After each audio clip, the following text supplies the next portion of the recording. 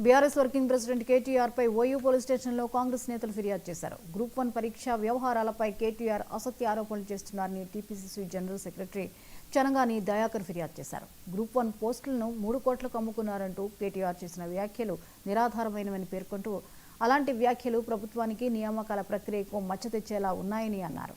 24 గంటల్లో కేటీఆర్ క్షమాపణలు చెప్పాలని డిమాండ్ చేశారు. లేదంటే 100 కోట్ల పరువు నష్టం దావా వేస్తామని చనగాని దయాకర్ హెచ్చరించారు.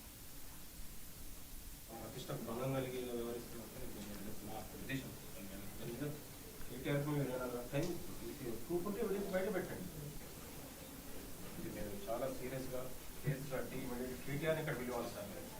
యూనివర్సిటీ పోలీస్ స్టేషన్ ఇది అఫీషియల్ పేజ్, మీకు పూర్తి ఎవిడెన్స్ లింక్ అన్నీ కూడా మీకు మేము సబ్మిట్ చేస్తాం సార్.